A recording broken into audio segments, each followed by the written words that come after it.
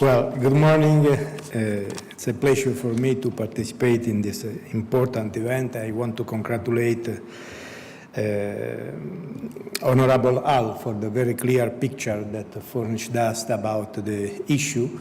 But let me share with you some European information about the European strategy against the adversarial foreign investment. And I return to talk about the European Union. Since its origins, the European Union has believed in the free movement of capital, but believes that in some cases foreign direct investment can pose a risk to security and public order, a risk that is a function of the sector in which the foreign company wants to invest and the control of the company itself, a factor that is often linked to the political economic characteristics of the country in which the company is based. For this reason, most member countries have rules to control investment and acquisition in strategic sector mentioned by Honorable Hull by foreign entities, as in the case of my country, of the Golden Power in Italy. However, in an integrated market like the European one, the negative effects of an adversarial foreign investment not controlled or approved in one country could spread to others. Think, for example, of the disruption of electricity supply on transnational networks, or the theft or know-how born from the collaboration of several countries. So here it is that in March 2019, the regulation establishing a framework for the control of foreign investment in the European Union is approved, a regulation that enters into force on October 11, 2020. The European Union regulation does not replace national regulations, but introduces for the first time a mechanism for cooperation between the European Commission and member countries. If the investment is screened at the national level, the country is obliged to notify the Commission and other members who can give an opinion on the transaction, but the final decision whether to approve or block the foreign investment still rests with the target country. Only in cases where a research program where the investment is likely to affect significantly EU-funded projects, for example, Horizon 2020 research program, or the EU for Health program, or critical EU infrastructure, for example, Galileo satellite system, or the TN, the Trans-European Network, continental networks, must the target country that deviates from the opinion provided by the Commission provide the Commission with an explanation. In 2020 and 2021, Member States reported to the Commission that they had reviewed a total of 3,356 investment files linked to as many applications for approval. In most cases, the dossier was not subject to formal scrutiny. For example, because it was clear without impact on security or public order, this was 79% of cases in 2020 and 71% in 2021. While most files subject to formal scrutiny were approved without conditions, 79% in 2020 and 73% in 2021. In 2021, there was approval with conditions for 23% of the cases subject to decision.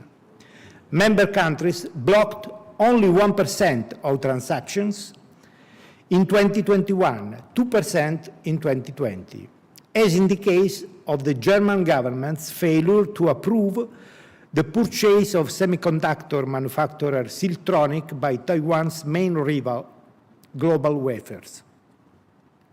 Between 2017 and 2019, many developed countries besides Italy strengthened their level of protectionism with a focus on technology sectors.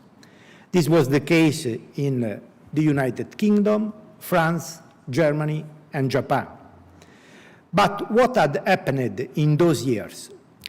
A surge in foreign investment from China was economic sides. Economic model and political strategy were such that it could be considered a problem by the target countries of the acquisitions.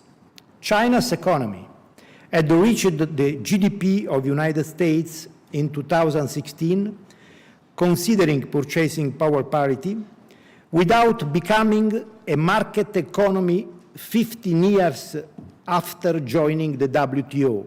In addition, the Made in China 2025 plan, announced by Beijing in 2015, had the clear goal of investing in foreign companies to transfer technology and know-how back home to enhance Chinese competitiveness. The government-controlled firm can be subsidized in foreign acquisition transactions and can sacrifice the profitability of the foreign asset on the altar of on-country goals, especially when its government has political cycle times behind market times. A distance between political and economic models that lingers less fluid globalization due to the COVID-19 pandemic and the failure to condemn Russia's February 2022 invasion of Ukraine all contributed to the proposal launched by Janet Yellen on April 13 to strengthen economic ties between countries that can be trusted by referring to friend-shoring.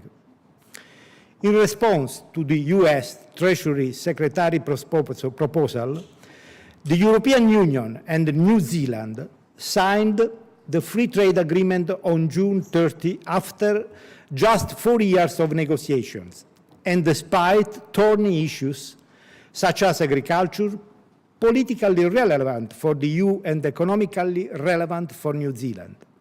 At the press conference, Commission President Ursula von der Leyen states that this new agreement comes at an important geopolitical moment. Democracies like ours cooperate with each other and produce results for their citizens. The most recent example, known to the most, concerns the harbor of Hamburg. The German federal executive, led by Olaf Scholz, has given the green light for a stake by Chinese giant COSCO to acquire shares in Tollerfort, the smallest container terminal in Germany's port of Hamburg. The deal calls for a limited stake of 25% versus the previously planned 35%. The signed agreement is a compromise in that, in addition to limiting China's share of entry, it provides that COSCO is denied the ability to contractually grant itself veto rights over strategic business or personal decisions.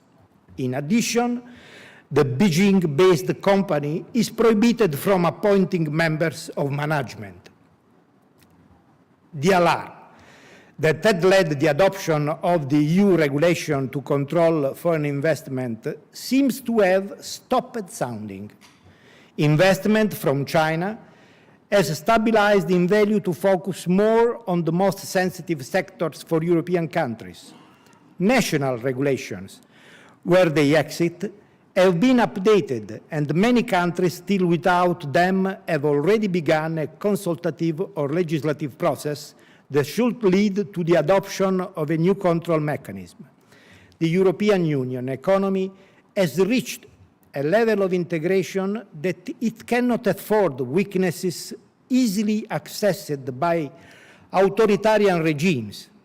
a capital surplus in the immediate term could turn into economic disaster and political failure in the long run. Thank you very much for your attention, and I hope to share in the future with you with the theme